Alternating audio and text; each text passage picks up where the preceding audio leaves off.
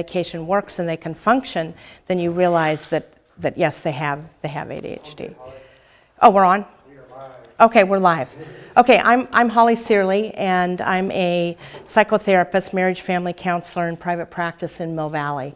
And I'm going to be giving you some tidbits very quickly from a conference that I go to every year. It's called the CHADD, C-H-A-D-D conference. And this year it was in Missouri. Next year it's in Philadelphia in November of 2019. And that conference is an international conference on ADHD, and it runs, I was there Thursday through Sunday, all day, all evening, and this is full of my notes, so I've got a compilation of a few tidbits to give you from that conference. But if ever you can get to a CHADD conference, it's an amazing place to be. There are professionals who attend, psychiatrists, psychologists, coaches, teachers, and there are parents who attend. There are lots of adults with ADHD who attend, and there are now teenagers who attend. And the thing that is really delightful about it is that it's a community full of people with ADHD. I would say in the presentations that I went to, over half of the presenters have ADHD themselves.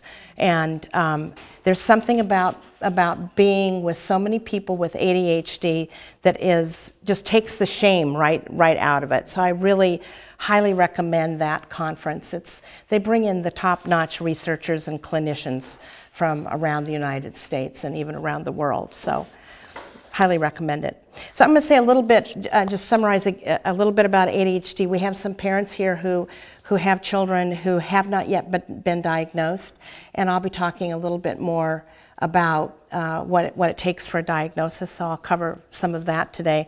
So ADHD, long ago, was known as a defect of moral character. I'm going to repeat that. A defect of moral character. Now, I think all of us can understand how that might have been concluded when you look at just the behaviors that happen with impulsive, hyperactive kids with ADHD, that their behaviors and their emotionality is often, over the limits, and they are impulsive and they do things and behave in ways that are unexpected and that often get them in trouble. And so, defect of moral character. Then it became understood that it was an attentional issue and a hyperactivity and an impulsivity issue. And in the 1950s, it got identified as attention deficit hyperactivity disorder. And then shortly after followed the understanding that there were children and adults that didn't have the hyperactivity and the impulsivity, they only had the inattentive piece of it. And girls, shortly after that, started to get identified. They're still very unidentified compared to boys. Pretty interesting. Children,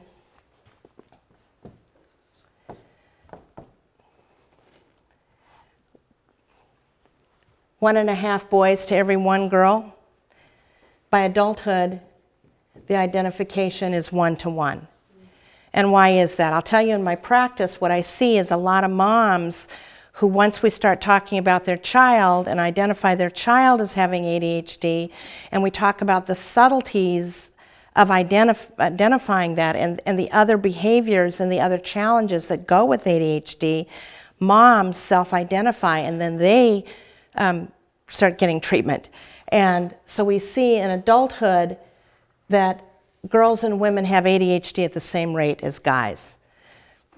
That was not understood for a long time. It was often thought of as a disorder for a long time, as a disorder mostly of boys. So if ADHD were to be renamed today, we wouldn't call it attention deficit hyperactivity disorder. We would probably call it something like a self-regulation disorder, a disorder in the ability to self-regulate. So what do I mean by that? It's the brain, a developmental problem with being able to regulate behavior, attention, sometimes sensory issues, sometimes emotional difficulty self-regulating, difficulty self-activating, getting oneself to do what one knows they're supposed to be doing. And all of these areas of self-regulation function better when the child or adult is doing something that they love. So why is that? Why do we see that kids and adults with ADHD can sometimes function really well? That's because when they're excited about something, their dopamine functions better. And dopamine is the problem, one of the problems with it in ADHD. The dopamine functioning is impaired, and excitement makes that dopamine functioning improve. A little bit of anxiety makes the dopamine functioning improve. So when a child or adult is under the gun with ADHD, they often can get that paper done at that last minute. They can prepare for the test the night before. They can, or the morning of. They can put together a talk the day before. It's the ADHD piece is impairing until there is either the gun to the head or the excitement. So you give them something that they love to do, and all of a sudden the attentional issue isn't there. And it's really confusing because parents and clinicians who don't understand about ADHD think, well, you can do it some of the time, so of course you can do it all the time, you just need to try harder. It's not a try harder disorder. It's not the kind of thing that trying harder makes better. So if we were to rename ADHD today, we would probably call it a disorder of self-regulation. I think that it's really important to understand the difference and the fact that the label still is attention deficit hyperactivity disorder, the professional label, but it really doesn't cover the challenges that these kids and adults have. It really doesn't give the broad range of what occurs. The other really important thing to understand is that only a third, 30%, of adults and kids with ADHD have just ADHD. Most kids and adults with ADHD have at least one or two other co-occurring neurological, genetic conditions. So what are those? Dyslexia, depression, anxiety, autism spectrum disorder, OCD, what we call oppositional defiant disorder, which sometimes isn't so much oppositional defiant disorder as it is an allergy to changing gears, which some folks and kids with ADHD have, an allergy to being told to do something that they find boring or difficult, and they react. So, but these other disorders so often co-occur with ADHD, and it's important that when you get an assessment for ADHD, you get a full assessment for the other possible co-occurring conditions. Sleep disorders are highly prevalent in kids and adults with ADHD, and a sleep disorder will make all the symptoms of ADHD worse, and ADHD can make falling asleep at night difficult because the circadian rhythms tend to be off with ADHD. So you'll get kids and adults with ADHD who are more awake at night and who have trouble getting up in the morning. Do you see that with any of your kids? Raise your hand if you see that with your kids of being, yeah, one. He gets up in the morning okay, but the sleeping time. Yeah. So it's this getting a sleep study done can be part of a diagnosis with ADHD, either to rule out ADHD because a sleep disorder in and of itself can cause the same symptoms as ADHD. So you want to rule out the things that could be causing the symptoms that actually aren't ADHD, okay? So how many of you have heard of Jessica McCabe? So she has How to ADHD, that's her program, on YouTube. And I highly recommend that you check her out. She is delightful. She's a young woman. She's actually older than she looks. I thought she was a teenager when I first saw her, and she's in her 30s, maybe her 40s. And in particular, I'd like to check out the talk she has on what I want to say to my mom who drugged me. Okay, that's a really important talk by somebody who grew up with ADHD, diagnosed young, and whose mother chose medication for her, and what she has to say about her mother choosing medication for her. And I highly recommend this talk. How many of you have heard of Eduardo Briceño? Yeah, he's a new name. He's a new name on the scene. He talked about growth mindset at the conference and about Carol Dweck's research. So if you don't know Carol Dweck's research on growth mindset, she's an important player in the realm of growth mindset that has something to do with ADHD. What we find is with ADHD that the growth mindset tends to be impaired. And what is growth mindset? Growth mindset is the awareness that our brains continue to develop over time, and that failure is part of learning, and that the neural pathways that get developed in the brain only get developed if we try something and are willing to fail at it and persist with it. And kids with ADHD and adults with ADHD often, in order to cope with the anxiety that comes up around something new or hard, can go into flight and avoidance and end up putting things off, procrastinating. Procrastination is always a major topic at the conference on ADHD. And that kind of avoidance then adds more anxiety, and it inhibits a growth mindset because one is avoiding persisting, avoiding trying, and putting off what seems to be too hard or too difficult. Often it's not the content that's difficult, it's the changing gears into something different, and it's the getting started, and it's a brain lie that the ADHD brain does, that something that has multiple steps to it seems like we're being asked to climb Mount Everest, when really the task, once you climb Mount Everest, you look down and you go, that was just a little hill.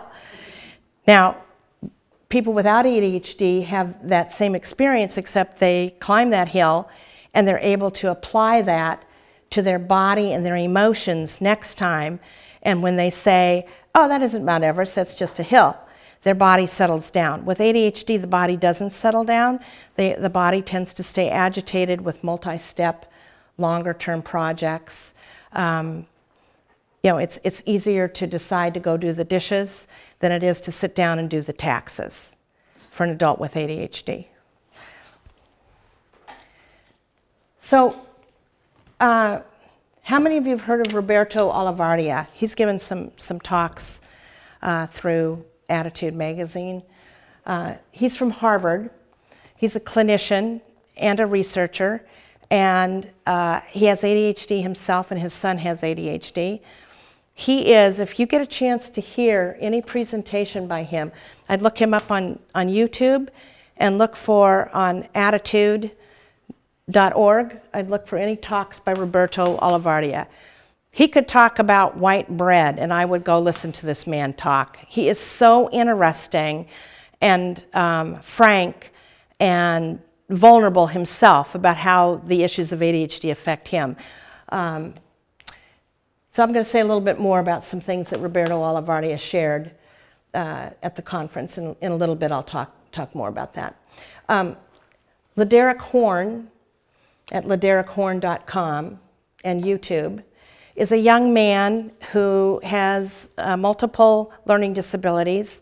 He was in a class for what long ago was called mentally retarded when he was young in school. He was in special ed all the way through school.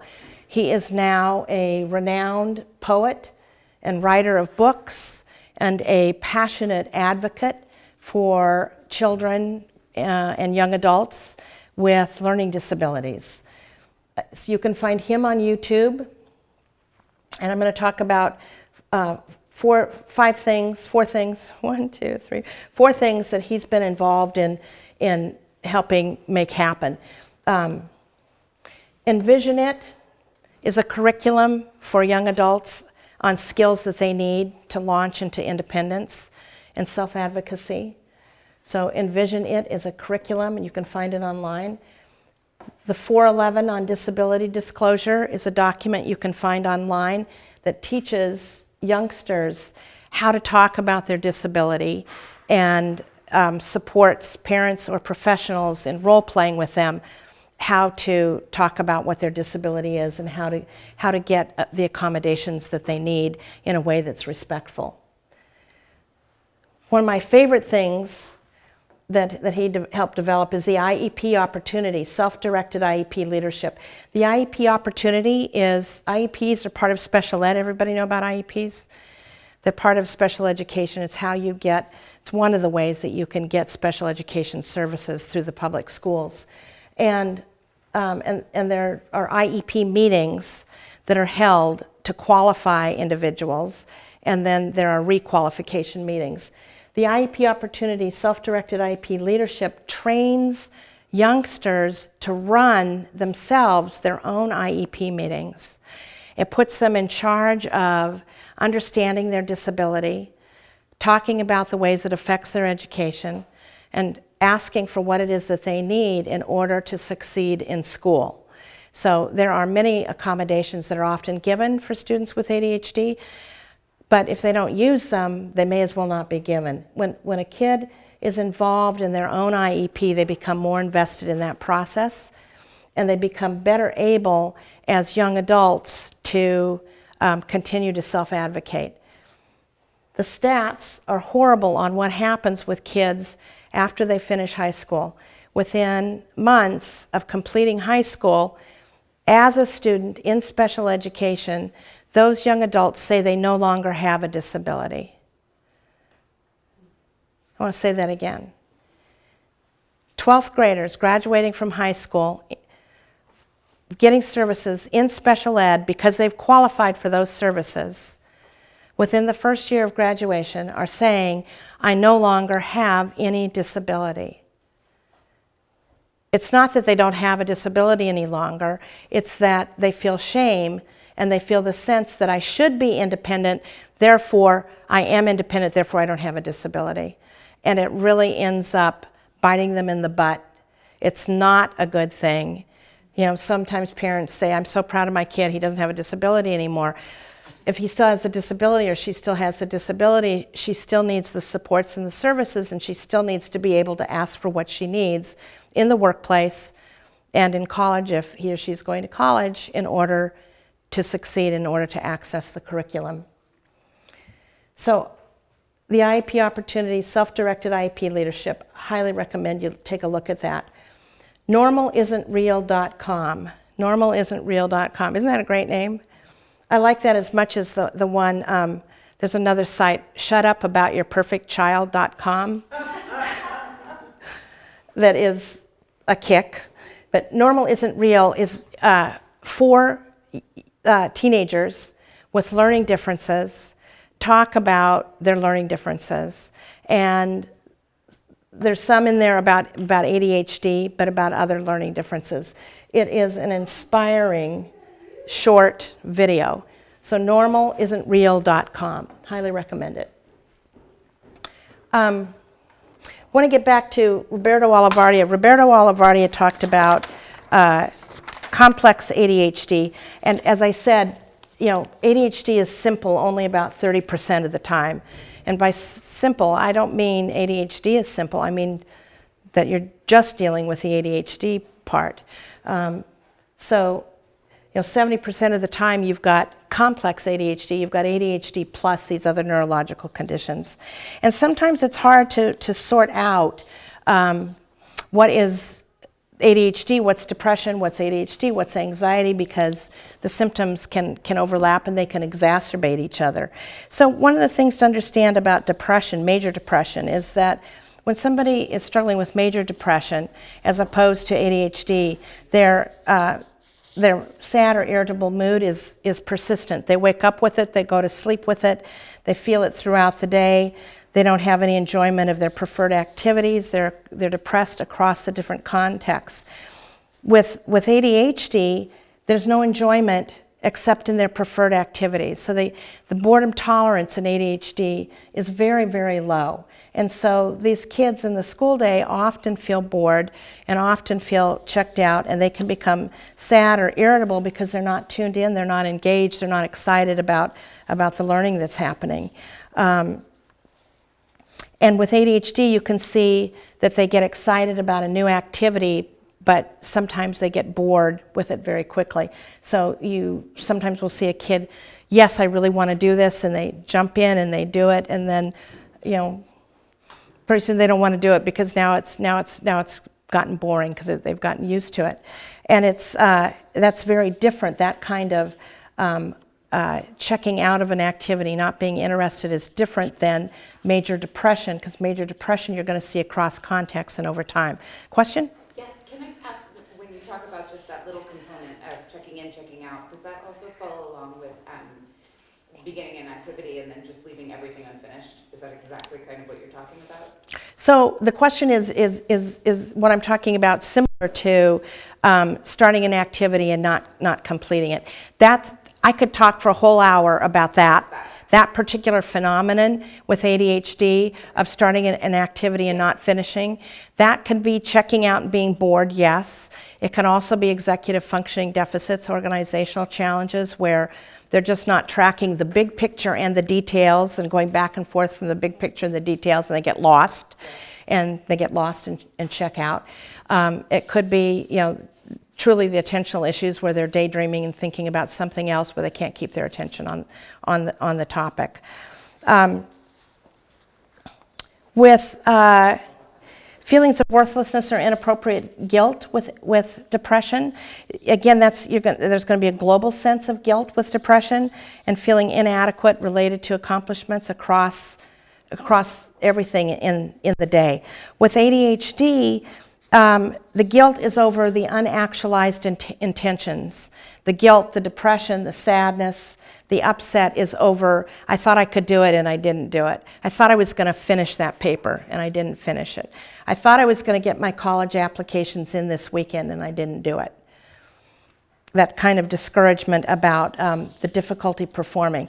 Tom Brown, who used to be at Yale, he's now in Los Angeles, and he used to be at Yale heading up the ADHD clinic for adults, says ADHD should be called a performance deficit. That's not a matter of knowing what to do, it's a matter of doing what it is that you know you're supposed to be doing. And that with ADHD, it's really hard for their brain to do what it is that they plan to do, to follow through on it. To get started, to follow through, and to finish, and even with homework, to be sure and turn it in and not leave it in the backpack. 30%, so why am I talking about depression and ADHD, right? 30% of adults with ADHD will have, over the course of their lifetime, an episode of depression, of major depression.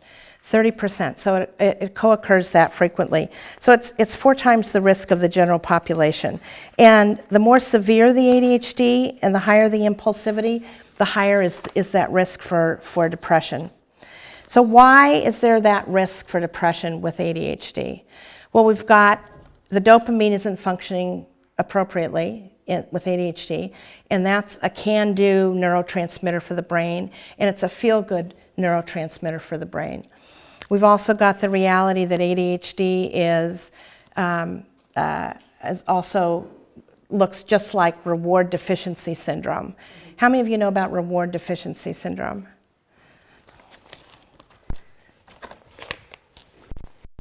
RDS, reward deficiency syndrome. It was discovered when they were researchers were looking at substance abuse and following people over time to see who developed substance abuse disorders and who didn't, and what sorted them out. And what ended up with substance abuse disorders was what eventually was termed reward deficiency syndrome. The reward system in the brain wasn't functioning as well. The structures that have to do with feeling rewards, the pleasure of life, were smaller. The dopamine was impaired. And the electrical efficiency within the brain was impaired. Well, guess what? With ADHD, dopamine's impaired, the electrical system's impaired, and the functionality of the brain is not the same as a brain without ADHD. So you've got the risk of reward deficiency syndrome with ADHD. So that can lead to depression, because if your reward system of your brain isn't functioning properly, life tends to not feel very good unless it's something that makes you feel very, very, very good. And so there's sort of a blah tendency to have sort of a blah, boredom, checked out kind of tendency, because the brain isn't registering rewards. So what are the other risk factors for depression with ADHD? Well, we know that emotional regulation is a challenge with ADHD. And what's also a piece of that is it's harder for folks with ADHD to soothe themselves, to calm themselves down, to talk themselves off the ledge, to help themselves feel better. And if you can't self-soothe easily, then that's of course going to make you at higher risk for depression. And I see some faces like, wow, you didn't know that. We who specialize in ADHD know how often the emotional regulation disorder co-occurs with ADHD. The general public doesn't, and it's such a key factor for many kids and many adults with ADHD, and it really needs to be addressed. So what's another risk factor for depression with ADHD? You've got the co-occurring disorders of the substance abuse disorders co-occur with ADHD at a high rate. Anxiety, the emotional regulation issues. And you've got the impulsivity, and impulsivity, acting before you think, or as Tom Brown says, ready, fire, aim. Ready, fire, aim. That kids and adults with ADHD do things and then afterwards think, I shouldn't have done that. Just think, if you go about your day doing things and then regretting that you did them over and over and over again, and you can't control that because you've got ready, fire, aim going on in your brain, no preview function of what that's going to mean to do that because of your impulsivity, how discouraging that is, and ultimately depressing. The executive functioning deficits, the emotional challenges. When your full-time job is going to school, you have to be able to organize yourself in your thinking, organize your backpack, organize your desk, organize your room, organize your time. And if you've got organizational impairments that are related to ADHD, then your life is more chaotic, and that can be pretty depressing. I think the mood reactivity with depression, the difference is with the mood reactivity with depression is you see mood reactivity across the day and across contexts and across situations. And with ADHD, the mood reactivity is related to being really sensitive to rejection and criticism and teasing, and it can happen very fast. And it's triggered by something. So it's not that they're walking around depressed all day.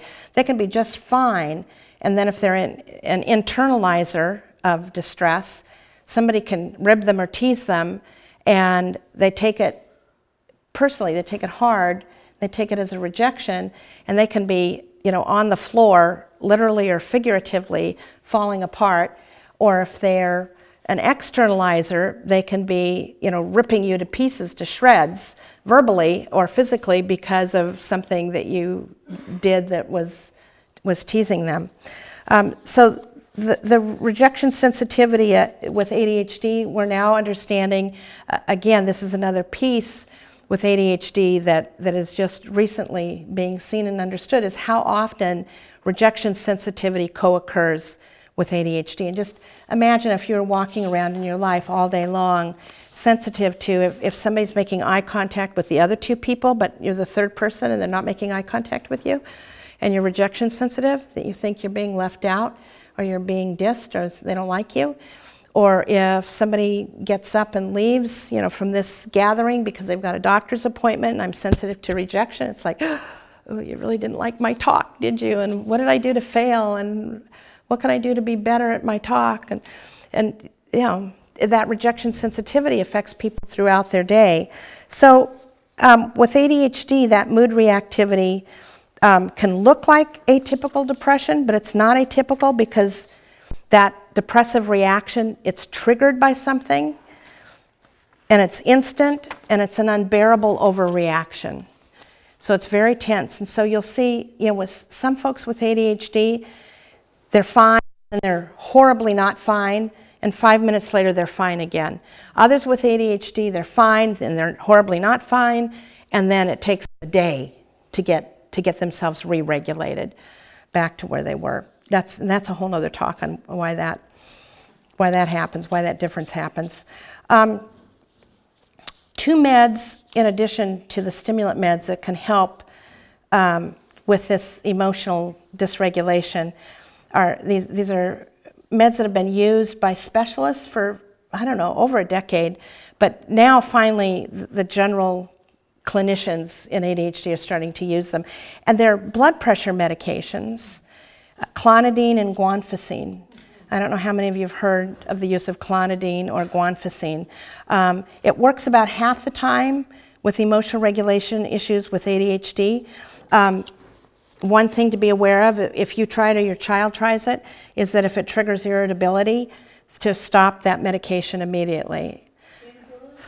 Inability? Is that what you said? Irritability. Oh, okay. Yeah, sorry. Yeah, if it triggers irritability, if your child or you become just, irritable, then it can be a reaction to the medication and a side effect that you don't want. Sleep disorders occur five times more with ADHD. There's 5 times the amount of sleep apnea. And it's interesting, this has been happening amongst the really highly skilled clinicians in ADHD for at least a decade that I know, over a decade and a half that I know of. But it was really rare, and it's becoming less rare, of giving a very, very low dose of a stimulant medication. So hear me out on this.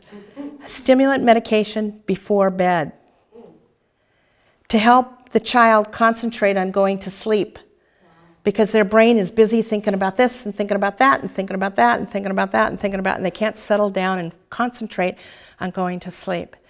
So with some folks with ADHD, it's going to make them more awake. With many folks with ADHD, it actually helps them concentrate and doesn't up them. It actually helps them focus on going to sleep. Yes? I hope it's okay if we ask a question while you're speaking. Yes. What about melatonin? Yes, melatonin it's a pretty benign medication. A lot of people at the conference talked about it. One person in the research world said that didn't think that melatonin helped much with ADHD. They're filming this behind you, so just be aware. Yeah, there you go. Oh no, you could sit there. Just okay. That melatonin often has to be used in higher doses than the norm. So, but it's really good to start with the lowest possible dose and work up and see what works.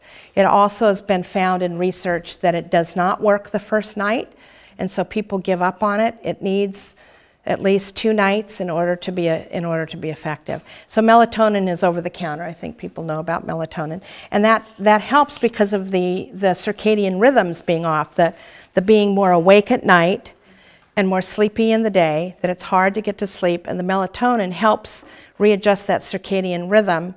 The pineal gland excretes melatonin, and it helps the brain to believe that it's time to go to sleep rather than it's time to be awake. So, that mix-up that I talked about previously about the ADHD brain often being mixed up, about nighttime being more a wakeful time and the morning being a more sleepy time.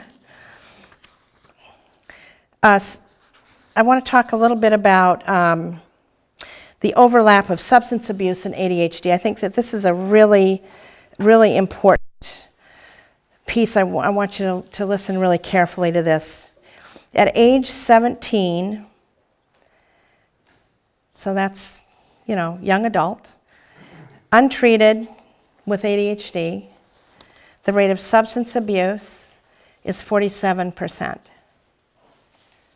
Almost half of those identified as having ADHD who haven't had treatment and are not getting treatment at age 17 are abusing substances.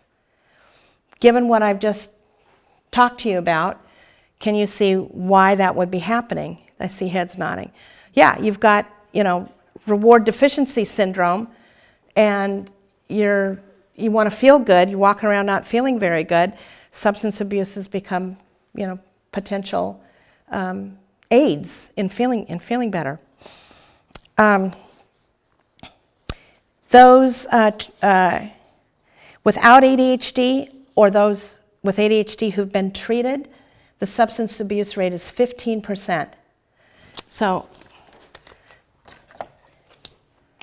15% at age 17 abusing substances if they have no ADHD or they have ADHD and they've been treated, versus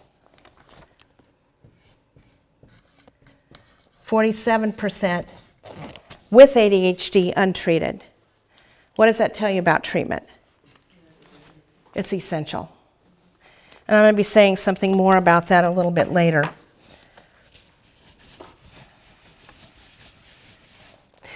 The lifetime risk of substance abuse with untreated ADHD is 60%.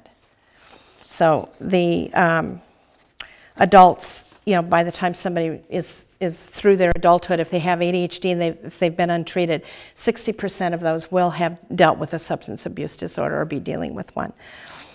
So when people with ADHD are asked for their reasons for getting high with substances, guess what percent say that they're using substances to get high for fun? What percent would you say with ADHD? 75? 15? Like it was treated or untreated? Just ADHD, treated or untreated. Yeah. Those that are using substances. Yeah. So it's going to be a small number of people with ADHD, but still. So 30% to get high. What's the percent that are using for mood improvement, sleep, and getting comfortable in their own skin? 70%. 70% of those with ADHD that are abusing substances are not abusing them to get high recreationally. They're abusing them in order to feel better. Why? Because they haven't gotten adequate or any treatment for their ADHD. So they're self-treating, really. They're self-medicating. They're self-treating. Yep. So it's really important to understand that those with pre-existing substance abuse disorders, once they've started stimulants, because there's the worry that if they've been a substance abuser, they'll abuse stimulants. Doesn't happen. You hear about college students abusing stimulants, right? All the time. Warning, warning, warning, warning, warning, warning, warning, warning. If your kid is one of them, then it's a serious problem. However, 6%, that's what the research shows, 6% of college students are abusing stimulants. 6%. It's not all these college students are abusing stimulants. It's a small subset of college students. Those that are taking ADHD meds do not tend to abuse them. In fact, if any of you have teenagers who are taking, they tend to forget their meds, they tend to not want to take their meds. Sometimes you've got to talk them into even having treatment of any kind. The problem is more getting them to take their stimulant meds than it is that they're going to abuse the stimulant meds. They will be asked by peers to sell them meds. So if you have a kid who is a teenager and you're thinking about diagnosis and treatment and they start stimulant meds, educate them that they will have people coming up to them once they find they have ADHD, can I buy some of your meds? It happens. And prepare them for that. Something that's really important to understand is that those with substance abuse disorders that have ADHD, that have been clean and sober, and that slip, the most common time of relapse is 11 p.m. to 7 a.m. because of sleep disorders. They can't sleep, so they decide I'm going to have that drink or I'm going to take that downer so I can get to sleep. So again, it's not to get high, it's for trying to function. And again, clonidine and guanfacine tend to help with that. So if you're ever dealing with somebody with ADHD and a substance abuse disorder, and they're having, they want to stay clean and sober, one of the things they should know is if they have trouble sleeping, clonidine or guanfacine is a legitimate medication that can help them much better than the substances that they might turn to. Yeah. What was the first one? Clonidine, C-L-O-N-A-D-I-N-E, clonidine. It's a blood pressure medication. It relaxes the nervous system. Guanfacine was a blood pressure medication also, right? Exactly. Clonidine. What about gabapentin? Yeah, but for ADHD, Not as much. clonidine and guanfacine tend to be the effective components. But yeah, and they're not as big a guns as Neurontin or gabapentin. Yeah. Okay. Oh yeah, something I want to talk to you about. What about the methylphenidate? Yeah, that's a stimulant medication. Yeah, it's a really common ADHD primary medication. Yeah, methylphenidate. Yeah. So I want to say something about best practices that research has found, and that several people talked about best practices for ADHD and what helps with ADHD. But before I go into that, I think again just driving home the message that treatment is essential. There was a study done on driving in ADHD. We know that youth with ADHD have 5 times the number of accidents and 7 times the amount of second accidents as their peers without ADHD, untreated ADHD. So this study had 2 groups of youth with ADHD, and randomly half the group got a stimulant and half the group didn't get a stimulant. How did that happen? They used the patch, the methylphenidate patch, and for half the group there was nothing on that patch, and for the other half of the group there was a stimulant met on the patch. So they didn't know whether they were getting the patch with medication, getting treated for their ADHD, or whether they weren't getting treated for their ADHD. And then the researchers were tracking as they had traffic accidents.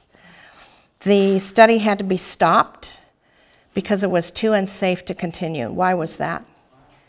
The controls, those who didn't have the stimulant patch, were having 8 times the number of accidents as those with the stimulant patch. So the study had to be stopped because of the risk of not treating the group that was getting the patch with nothing on it, because of the number of accidents they were having. So what helps? Well, we know that medication for 80% of people with ADHD is effective. You have to try sometimes different stimulant medications to find the right one, and to find the right one that doesn't have side effects that are annoying. So, the average is three trials of medication. People often give up. They try one stimulant and they say stimulants didn't work. And the doctors don't always know to say, we're going to try one. It may or may not work, but there are others that we can try if this one doesn't work. And it's really important as parents to understand that, one stimulant does not equal another stimulant. They're not the same. They don't affect the child or the adult exactly the same. And you can't predict which one is going to be the right one for the brain yet. Maybe down the road we'll be able to predict that.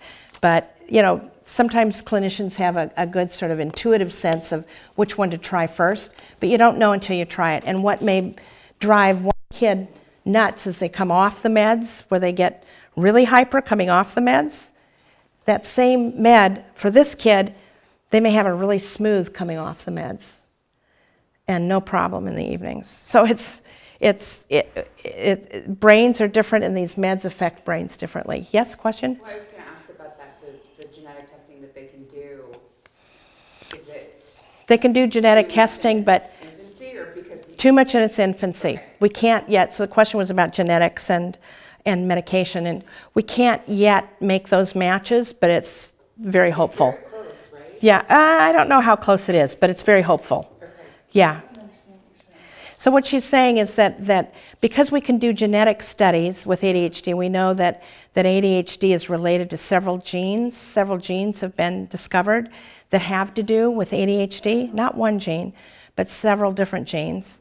And that pretty soon we're going to be able to look at what those combinations of genes are in a particular individual and be able to match it with which one of the stimulant medications or non-stimulant medication is going to be the best match for this particular genetic brain.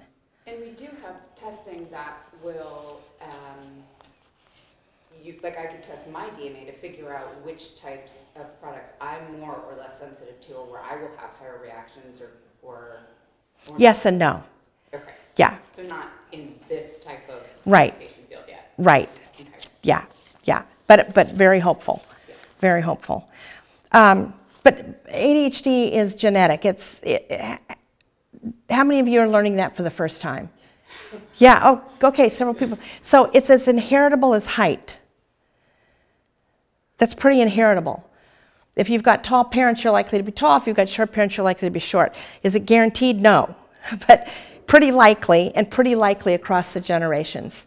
So when I have a child come in, parents bring in a child to be diagnosed, does this child have or not have ADHD? I always ask about relatives, anybody else who has behaviors like this, anybody else who has challenges like this child.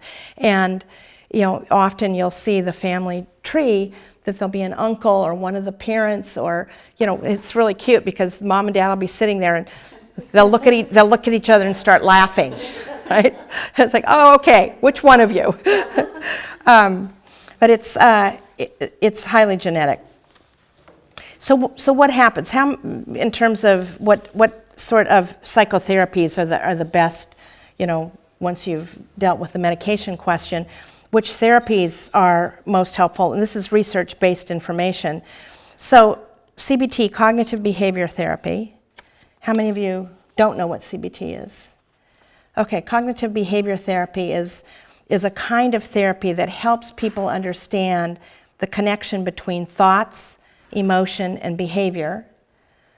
And so to start changing the thoughts, which can change the feelings and can change the behavior.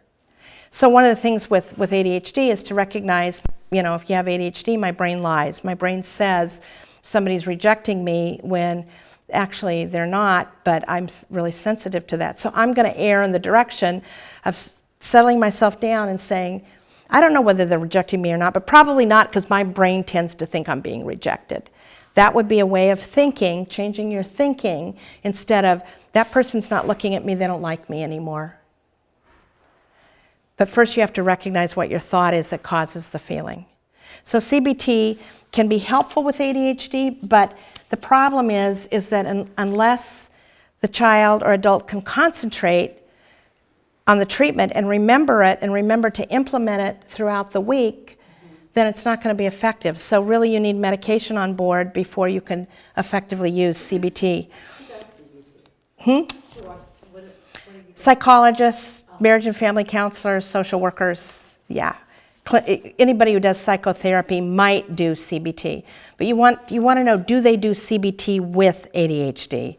It's a particular subset approach of CBT. What's that? Medication is essential. Medication is the biggest, there was a giant study called the MTA study that was done, I don't know, about 10 years ago, as ADHD is a public health question on how frequent is ADHD, how common, what are the treatments currently being used, and of those treatments, if it's a real disorder, which ones are effective. And what they found was that medication was the most effective. Yeah. Question? Sure, what about other consensus and other cause? Obviously, you're saying that Other what? inheritable, but other causes like diet, like So I'll talk. I'll talk. has gone up so much. Yeah. What else has gone up? Processed food, sugar, all kinds of Right. environmental pollutants. Right. Right. The other causes are things like not getting enough oxygen at birth. Yeah, it's not. It's the other causes have causing brain damage that happen to be in the same parts of the brain affected by ADHD. But no, foods and sugar do not cause ADHD. Screens do not cause ADHD, and I'll talk a little bit about that in a little bit. Yeah. Yeah, just a simple question. So I recently read that a lot of children that were diagnosed with ADHD were also the youngest in their class. Or what? Were also the youngest in their class. Oh. Did you read that? No. Yeah. So I mean, that may have. Aiden's the youngest in his class. A lot of August babies were diagnosed with ADHD. I'd want to look at the study and really see if they did how they did that study, because I haven't heard that anywhere else, and I think I would have heard it at the conference if it was. Okay. Just when did it come out? A week ago. A week. Oh, okay, so fresh out. So what she's saying is there's a study on NPR that shows that children with ADHD tend to be the youngest in their class. No, children who are diagnosed with ADHD, not necessarily that have ADHD, but the ones that were diagnosed with ADHD tend to be August babies, the youngest in their class. Uh-huh. And Yeah. my son is that he's the youngest in his class. Uh-huh. So maybe it has something to do with their brain hasn't quite caught up with.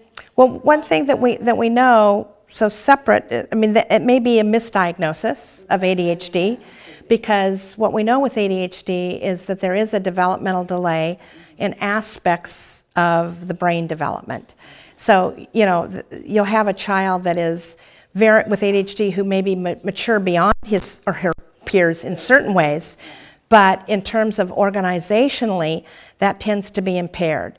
In terms of driving ability, that tends to be neurologically impaired, delayed. And so you'll see, kids at 25 finally organizationally being able to do what kids at 18 can do.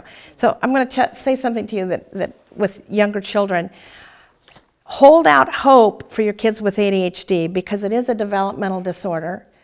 And kids with ADHD who go away to college drop out at a high rate. They don't make it on their own because of the organizational challenges and the sleep issues.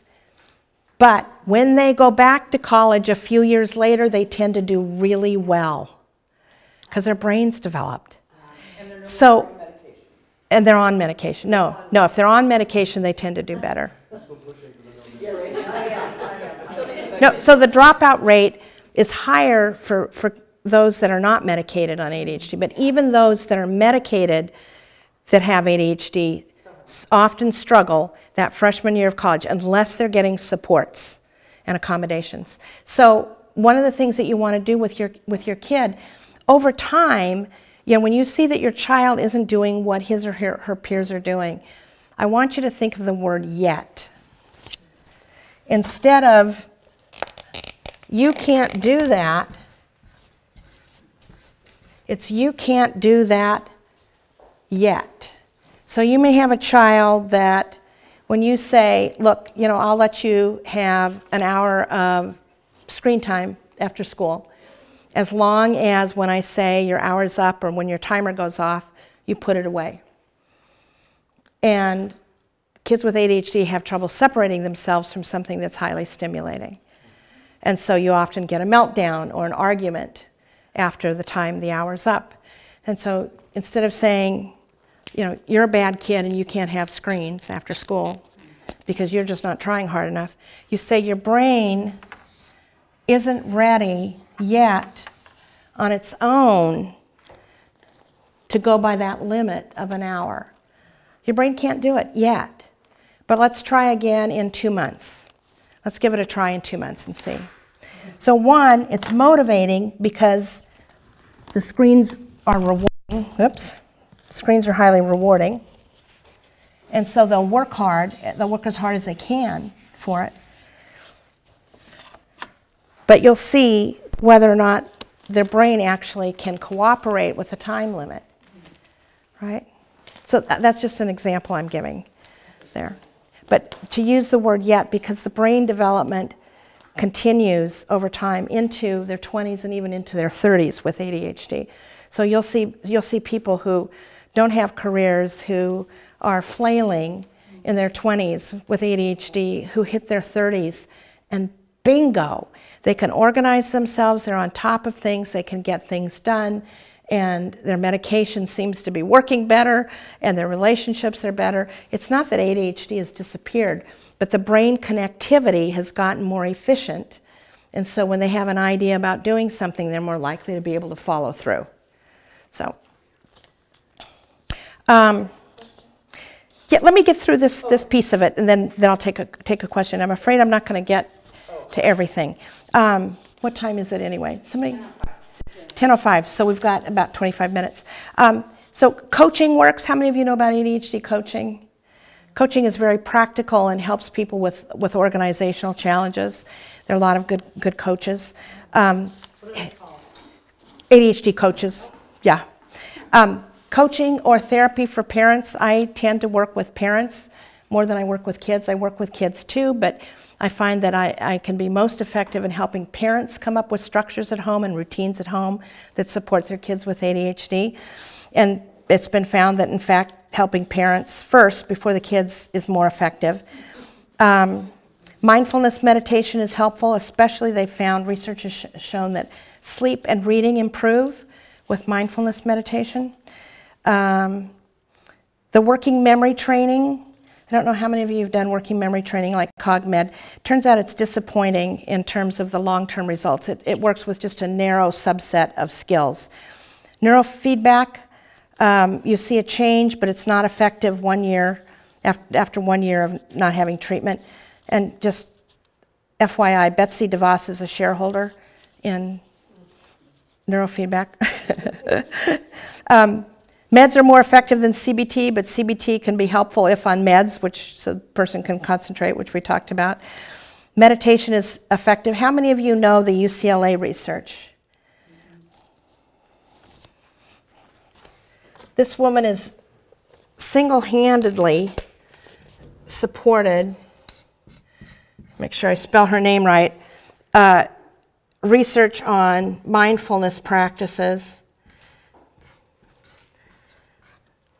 Zylowska is her last name, and ADHD. And yes, mindfulness practices have been found to be effective, and meditation's been found to be effective with ADHD. Does it cure ADHD? No, but the ability to focus improves. So alternative approaches, like what we were talking about, what you were asking about, nutrition, food elimination diets, and macronutrients. It's been found that nutrition doesn't cause ADHD, nutritional differences, but remember when I said ADHD is a self-regulation disorder?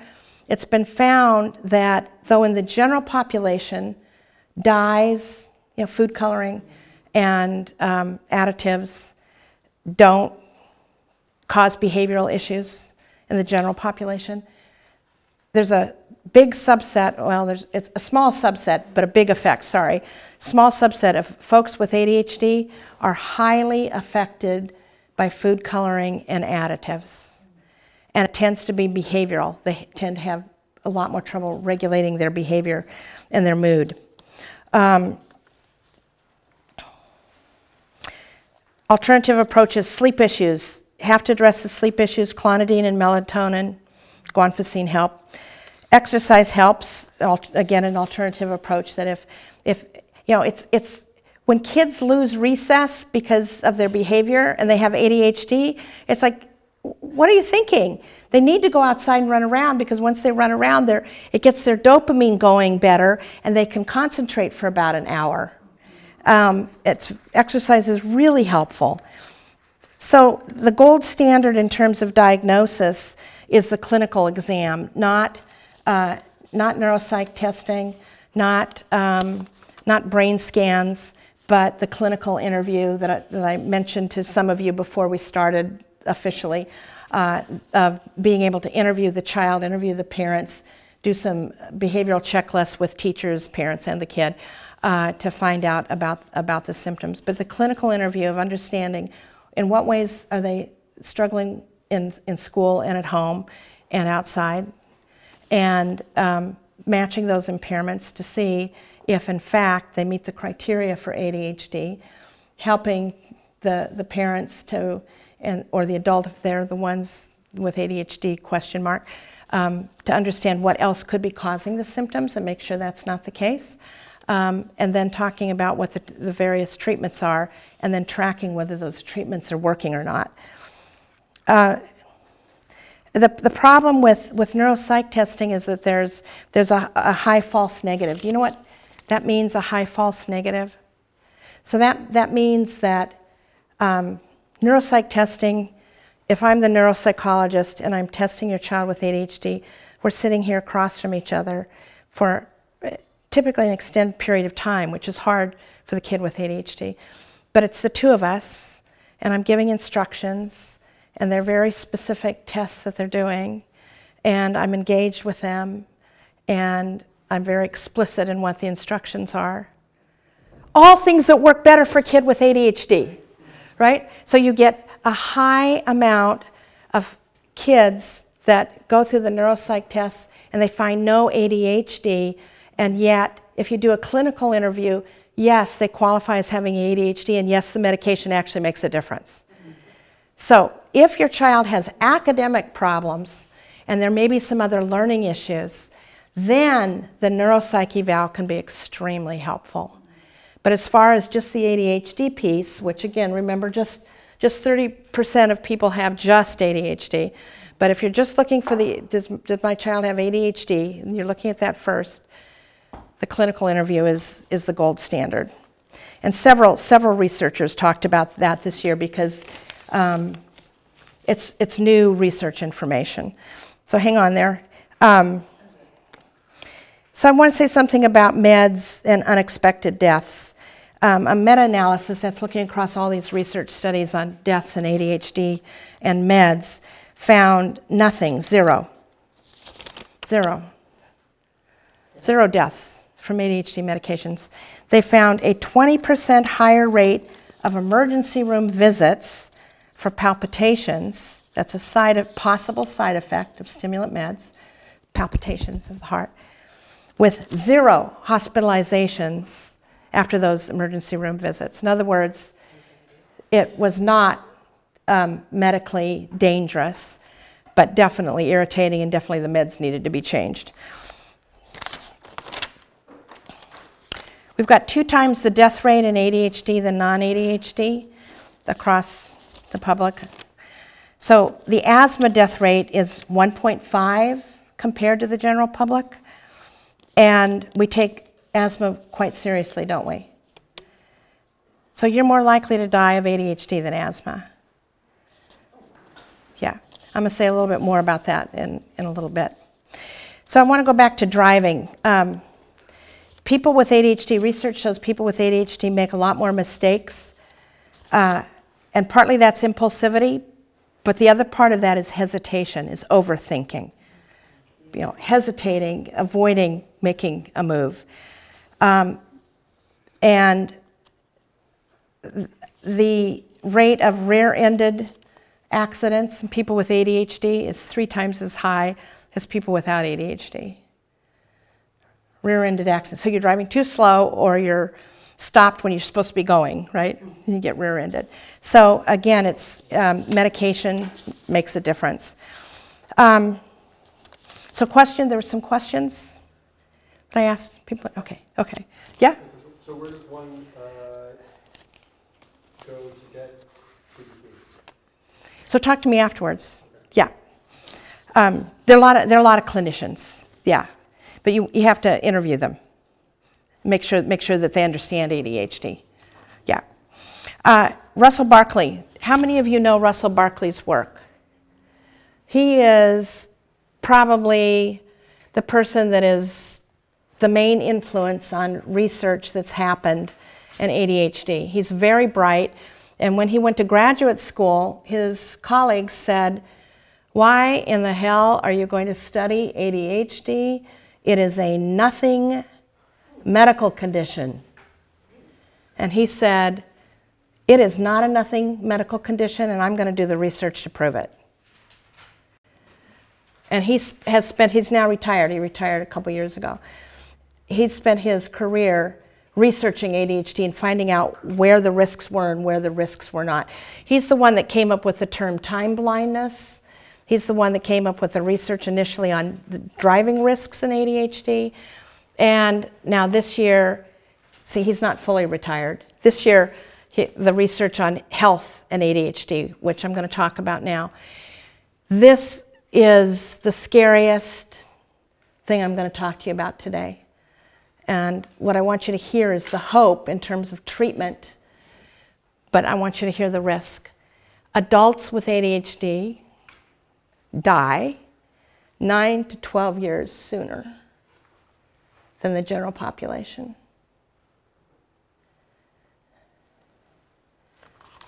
Not due to medication. Suicide is a very small portion of that. It's due to health habits, not exercising, substance abuse, smoking, which ups dopamine, self-medicating, not eating properly, not having regular meals, not having regular routines in life, not dealing with their stress. So stress-related major medical disorders, obesity. This is huge. 9 to 12 years is a big chunk of life to miss out on because you have ADHD. So helping your children develop healthy routines is as important as them getting their homework done. I want to say that again. Balancing their time with succeeding in school, with having activities that they really enjoy that help them get their exercise, having routines to have healthy eating, having routines in their life so their stress is less, and having activities that they're good at that make their brain feel good, all those are going to help with that longevity question. And it's really important we turn this around. And you guys are going to be part of that with your kids and helping them turn that around. That's a horrible statistic, and it doesn't need to be. So that's Russell Barkley. His talks are often considered depressing because he researches the risks of ADHD. And so he's often telling us the bad news. But what people often miss is where's the hope? Where's the opportunity? And we've got opportunity here, guys. We've got lots of opportunity here. But we have to help our kids in order for them to have their health when they reach middle age. So I mentioned Tom Brown. He's the one, ready, fire, aim, came up with that phrase, and talks about ADHD as a performance deficit. He used to be at Yale. He's now in Los Angeles. He sees mostly adults, but he also sees teens and kids. If you're looking for an astute diagnostician, going to LA and seeing Tom Brown would be my recommendation if you want the cream of the crop, the best of the best. And you can find him at brownadhdclinic.com. He's got 2 recent books out. Smart But Stuck is about twice exceptional kids with ADHD. And that term twice exceptional means that they're extremely bright, gifted, and they're impaired with learning disabilities. That's what twice exceptional means. They've got highs above the norm and they've got lows below the norm in terms of their abilities. And this book specifically is about those with ADHD that are gifted, smart but stuck. And then his other book is Rethinking ADHD, on really how we understand this disorder, which I've been covering a lot in talking to you today, that it's not just attention deficit. In fact, it's not a deficit of attention. It's not even a deficit of attention. It's regulating attention plus all these other pieces to it. So I highly recommend both of those books.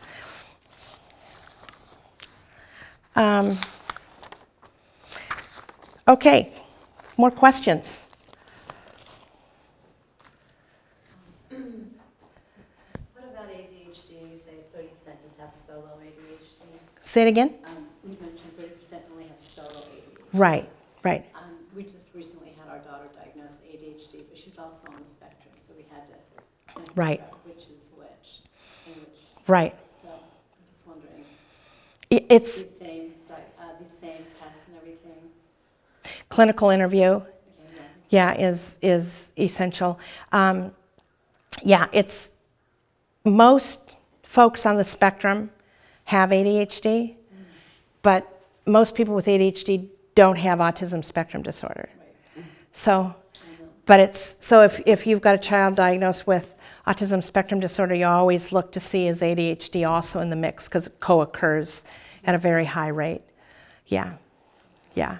Can I ask if just, I mean, obviously atypical neurowiring, but epilepsy is also one of those co-occurring? Or no? Not that I know of. Okay. No, but it would make sense to ask that question. It's a good question. Not that I know of. Not that I've ever heard. Yeah. What's our timing there? Oh, good, we've got 10 minutes. Yes? I thought ADHD was one of the diagnoses or disorders that's on the autism spectrum. No, that's been, debated for about a decade and a half, maybe 2 decades, on whether or not ADHD is a spectrum disorder, whether ADHD and autism spectrum disorder overlap, or whether they co-occur. And the current thinking is that there's a co-occurrence. But the symptoms, there's an overlap of symptoms. High overlap of symptoms, yeah. So in treating the autism, as proper, will you, in essence, treat the ADHD, or do you need 2 separate treatments? You need 2 separate treatments. Yeah, there'll be some overlap. Like, if you work on social skills and you use Michelle Garcia Winner's social thinking curriculum, that's going to work for the ADHD piece and it's going to work for the autism spectrum piece. Medication-wise, clonidine and guanfacine may calm the nervous system for both the disorders. The stimulant meds are going to help with the ADHD piece. Yeah, for example, just for example. So I want to say a little bit more about emotional regulation. Let me erase some of this. That name is Michelle Garcia. Michelle Garcia Winner, WINNER, socialthinking.com. And she's the penultimate understander of social thinking challenges for those who learn differently. So,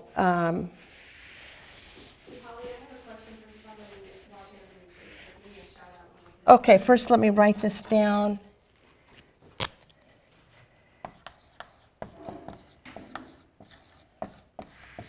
Michelle Garcia Winner.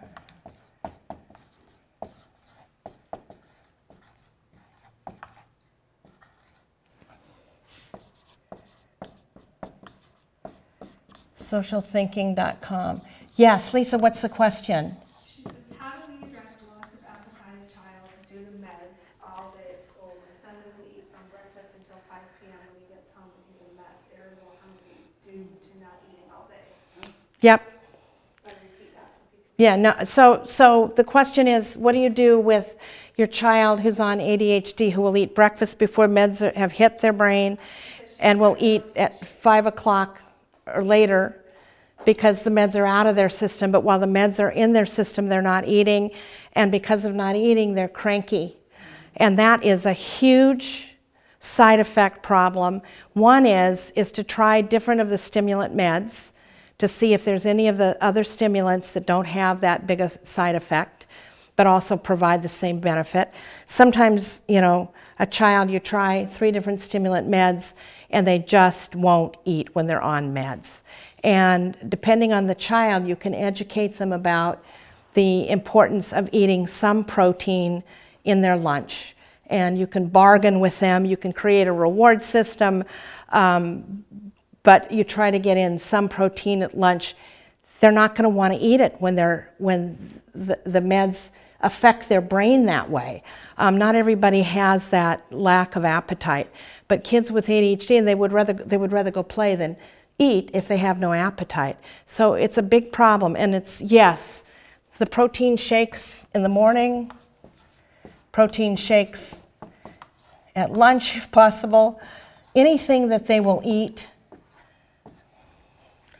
including white pasta, even though it's not preferable. Sometimes all they'll eat is a handful of white pasta, and then they're often playing. But whatever they're willing to eat at lunch and develop some sort of a reward system for it. It's a problem for a subset of kids with ADHD, and it can get dangerous. They can really lose a lot of weight. And then, of course, you load them up. You load them up in the morning, and you load them up at night in terms of the weight and the medical challenge. But the energy piece during the day is a problem. So some kids will eat protein bars. If you give them a reward system and you find a protein bar that they like, and they can eat it really fast and then go play.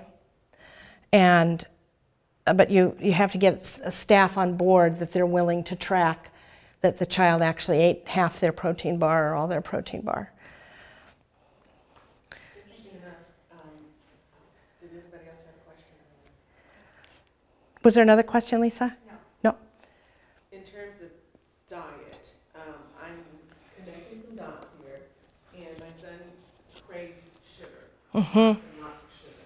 Yep. And I'm thinking it's the whole dopamine, energy, stuff. Yep. Is there a way, or is there some expert on diet and regulating the requirement for sugar? How to substitute protein and something that he will dive in all Yeah. sugar and don't eat anything else? Yep. Now remember I mentioned the fellow Roberto Olivardia from Harvard? He talks about eating disorders and ADHD, and that's a whole 2-hour talk that he gives and that I could give that on eating disorders and ADHD and the sugar issue. Stress increases the cravings for sugar,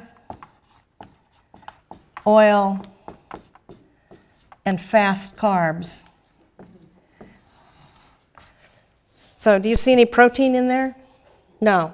So this is the survival brain, that when our stress increases, our tongue taster and our brains crave fast energy. And so one thing to deal with the sugar craving is anything you can do to get the stress level of your kid down, to find out what the stress triggers are and try to deal with the stress triggers so that those cravings for sugar, oil, and carbs go down. And the other is, it depends on their age, but is educating them about how bad that is for their body to be putting in that much sugar. And what it does is that, which we all know, but that more sugar increases the sugar cravings. And again, if you can, coming up with a reward system on eating protein before they have sugar, getting the protein and the vegetables in before they have anything sugary or any fast carbs. So emotional regulation. Again, walking around as a kid in your full-time job of school, which is compulsory education, where you have to sit at a desk all day, is not easy on the ADHD brain. It's stressful. And so sometimes you'll get a kid who comes home and they've been very, very good at school and they melt down at home. And I'm not talking about coming off meds. I'm talking about just that switch from school life to home life.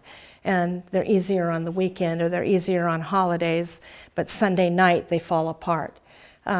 I'm seeing heads nod, you know that phenomenon. They're stressed, and it's, finding out what it is that's stressing them, trying to address it as best you can, helping them to address those levels of stress, because the stress will raise their adrenaline in their body, their baseline adrenaline, and they're going to be more likely to get emotionally dysregulated. So remember, the emotional regulation is a challenge with ADHD, and I went over before why. Part of it is biochemical. The reward deficiency syndrome, the dopamine. Part of it is the frustration of not being organized, the executive functioning deficits. It can be sensory issues. Kids with ADHD and kids on the spectrum often have sensory issues where, the tags on their shirt or the seams in their socks bug them, or the smell of food or the sound of these lights will sometimes irritate kids. They can hear things that other people's brain is filtering out, because remember, it's a matter of regulating the sensory input, and they're having trouble regulating the sensory input. Their brain doesn't put things sort of in the background and in the foreground. It's like everything's in the foreground. Stress. And as one parent online mentioned, nutrition can affect the difficulty with regulating, emotional regulation. Excuse me, what is RDS and EFT, please? Reward deficiency syndrome. And what was the other one? EFD? Oh, executive functioning deficits.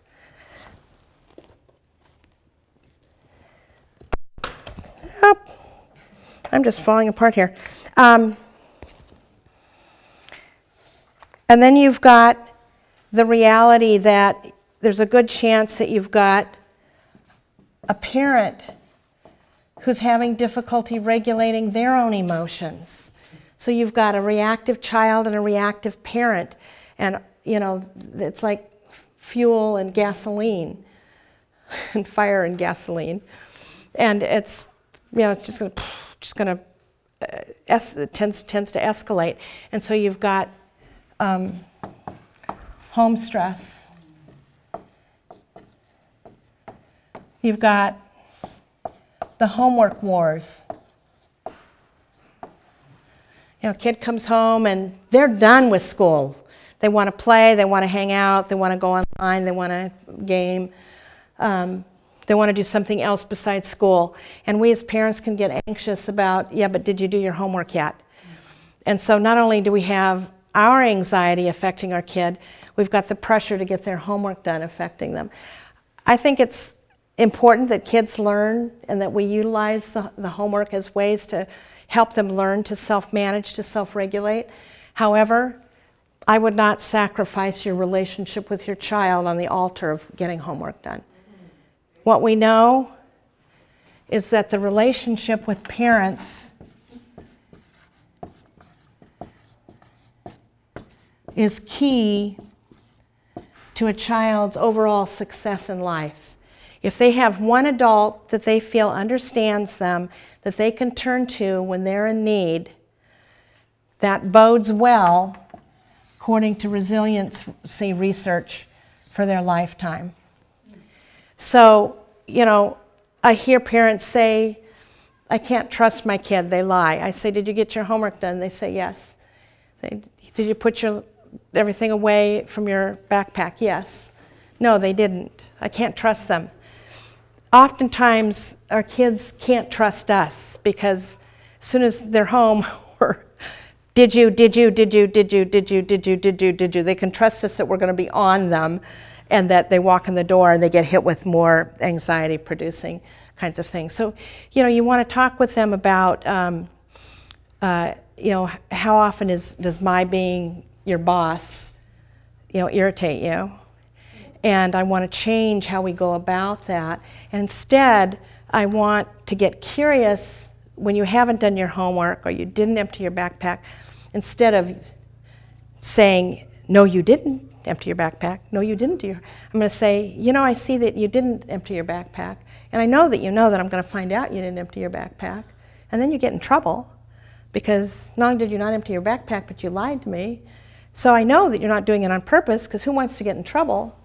So help me understand, what do you think's going on? And our kids will often talk to us about how they understand the phenomenon of their own brain and how it's working. And remember, it's not an excuse. It's not, well, I have ADHD, that's why. Well, Yes, it's like, for my typically developing child. right, I mean, right, without, you know, right, you know. right. It's a developmental trajectory, and with ADHD it can be more complicated. That developmental trajectory gets more complicated. But yes, it happens with our neurotypical kids too.